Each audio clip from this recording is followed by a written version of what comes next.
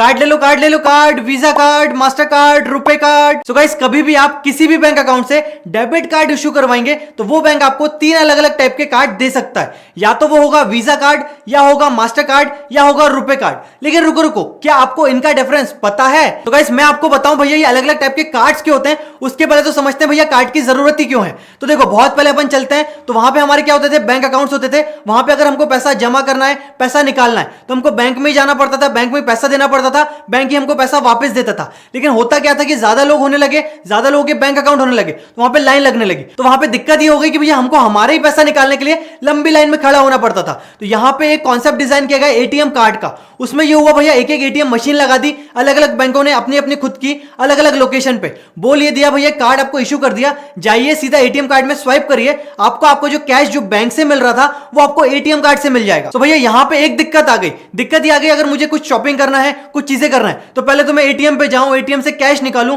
फिर वो कैश लेके किसी दुकानदार के पास जाऊं और उसको वो कैश देके सामान खरीदूं। तो भैया बहुत लंबी प्रोसेस हो रही थी, मतलब मैं पैसा निकालूं, उसको पैसा दूं, फिर वो पैसा वापस बैंक में डाले, तो ये पूरी प्रोसेस बहुत लेंदी हो गई थी। तो यहां पे एक कॉन्सेप्ट डिजाइन करा गया है डेबिट कार्ड का।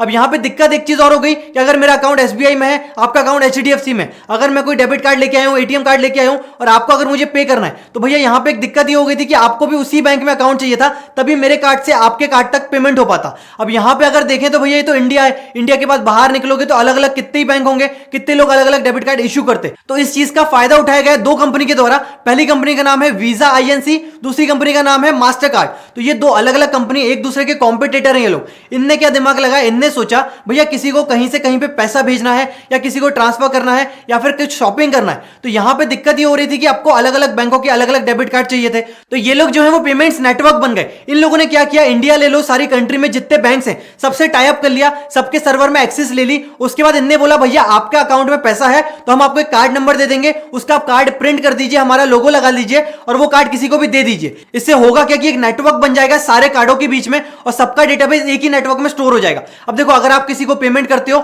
इंडिया में या बाहर, तो हर जगह वीजा वालों ने अपनी पहुंच बना के रखी, मास्टर कार्ड वालों ने पहुंच बना के रखी। तो जहां पे जिसको भी पे करना है उनके पास जो मशीन है या फिर ऑनलाइन पेमेंट गेटवे, वहां पे ये कार्ड एक्सेप्टेड है। अब होता क्या है, देखो, अब अगर मैं कहीं पे शॉपिंग करने गया, कार्ड लेके गया, कार्ड को मैंने स्वाइप करा, अब जब कार्ड में स्वाइप करूंगा तो ऑटोमेटिकली वीजा वालों के पास वो रिक्वेस्ट पहुंचेगी। वीजा वालों ने अलग अलग बैंकों से टाई अप किए हुए हैं, उन टाई अप से उनके पास एक्सेस मिल गई सर्वरों की कि आपके अकाउंट में कितना बैलेंस है, क्या नहीं है, क्या है। अगर उनको लगता है बैलेंस है आपके अकाउंट में, तो वो जो है आपके बैंक तक जाके वो पैसा डेबिट कर लेंगे, अपने लेवल पर रख लेंगे, उसका लॉग बना के, मतलब एक तरह से रिकॉर्ड बना के। उसके बाद वो पैसा जिसको आप पे कर रहे हो, जहां पे आपने स्वाइप करा या फिर जहां भी आप वेबसाइट पे जाके उस कार्ड को यूज कर रहे हो, वहां तक वीजा वाले उनके अकाउंट तक पैसा पहुंचा देंगे आपके अकाउंट से। तो भैया घुमा फिरा के बोले तो वीजा है, मास्टर कार्ड है, ये जो है पेमेंट नेटवर्क है, जो कि मेडिएटर है आपके बैंक के बीच में और आप जिसको पे कर रहे हो उसके बैंक के बीच में। अब यहां पे दिक्कत ये है कि ये जो दोनों मेडिएटर है ये बाहर के हैं, यूएस के हैं, और ये हर ट्रांजैक्शन पे फी लेते हैं। मतलब अगर आप किसी को कुछ भी पेमेंट करते हो तो 1 से 2% जो है इनकी ट्रांजैक्शन फी है ये पूरी प्रोसेस करने में। तो इनको 2 दिन लग जाते हैं। मतलब आपके अकाउंट से पैसा अभी कट जाएगा, लेकिन जिसको भेज रहे हो उसको पहुंचेगा 2 दिन तक, क्योंकि वो 2 दिन में पूरी प्रोसेसिंग होती है। मतलब आज की तारीख में जितने ट्रांजैक्शन हुए उसका बंच बनेगा, बैंकों को भेजा जाएगा, पैसा इनके पास आएगा, फिर ये पैसे से अपना ट्रांजैक्शन फी काट के वो सामने वाले को पहुंचाएंगे। तो यहां पे हर ट्रांजैक्शन की फी देनी पड़ती है। अब देखो, इंडिया में अगर देखें तो हर कोई जो पैसा इंडिया में रखता है और इंडिया में ट्रांजैक्शन करता है। अब उसको भैया हर ट्रांजैक्शन को वेरीफाई करने के लिए बाहर की कंपनी के पास जाना पड़े, फिर बाहर से कंपनी वापस आप ही के बैंक में, आप ही के इंडिया में आए, उसके बाद ये सारी चीजें हो। तो भैया अगर हम ट्रांजैक्शन इंडिया टू इंडिया कर रहे हैं तो भैया क्यों हम वीजा मास्टर कार्ड वालों को बाहर तक हमारे ट्रांजैक्शन की इंफॉर्मेशन पहुंचाएं, क्यों उनको ट्रांजैक्शन फी दें। तो इसी का फायदा उठा के, इसी चीज को सोच के जो हमारा एनसीपीआई है, जो कि हमारे इंडिया में सारे पेमेंट्स हैं, जितने बैंक्स हैं, सबको मॉनिटर करता है, जिसका फुल फॉर्म है national payment corporation of India.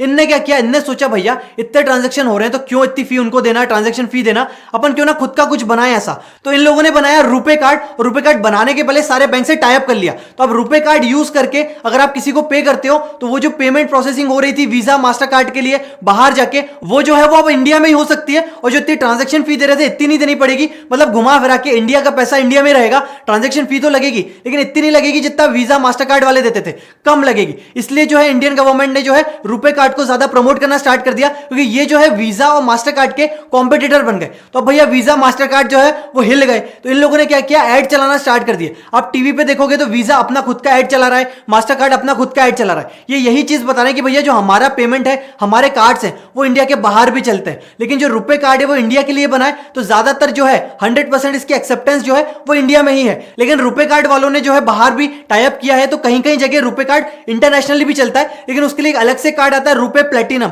जो कि सबको नहीं मिलता। तो देखो, जो रुपए कार्ड है वो इशू करने का भी पैसा नहीं है, क्योंकि इंडिया से इशू हो रहा है, लेकिन वीजा मास्टर कार्ड अगर आप इशू भी करवाते हो तो उनको पैसा देना पड़ता है, कंपनी को पैसा देना पड़ता है। इसलिए आजकल जो बैंक्स हैं वो रुपए कार्ड इशू कर रहे हैं, क्योंकि बहुत सस्ता इशू हो जाता है, फ्री में इशू हो जाता है, उसके बाद जो पेमेंट होता है उसमें ट्रांजैक्शन फी भी कम लगती है। तो घुमा फिरा के रुपए कार्ड यूज करके इंडिया टू इंडिया किसी को भी आप पेमेंट करते हो तो आपको बहुत फायदा है, और इंडियन इकोनॉमी को भी फायदा है, क्योंकि जो ट्रांजैक्शन फी है वो बाहर नहीं देना है, और जो ट्रांजैक्शन है वो बाहर नहीं जाएगा वेरिफिकेशन के लिए, वो इंडिया में ही रहेगा। तो भैया घुमा फिरा के बोले, वीजा ले लो, मास्टर कार्ड ले लो, रुपए कार्ड ले लो, तीनों एक तरह से नेटवर्क्स हैं जो कि आपका पेमेंट जो है एक बैंक से दूसरे बैंक तक पहुंचा रहे हैं, एक आपके कस्टमर से मर्चेंट तक पहुंचा रहे हैं। अब वो अलग अलग मीडियम से पहुंचा सकते हैं, स्वाइप करके पहुंचा सकते हैं, ऑनलाइन नेट बैंकिंग से पहुंचा सकते हैं, या फिर डायरेक्टली आप पेमेंट भी कर सकते हो, पेमेंट निकाल भी सकते हो एटीएम कार्ड से डायरेक्टली कैश, फिर उस कैश को आप किसी को भी दे सकते हो। और ये जो रुपए कार्ड है वो गवर्नमेंट ने ही लॉन्च किया है, इसलिए अभी फोर्स कर रहे हैं सारे बैंक वालों को कि भैया जो भी डेबिट कार्ड यूज कर रहे हो या जो इशू कर रहे हो आप नए नए डेबिट कार्ड, वो सब रुपए कार्ड में इशू करो।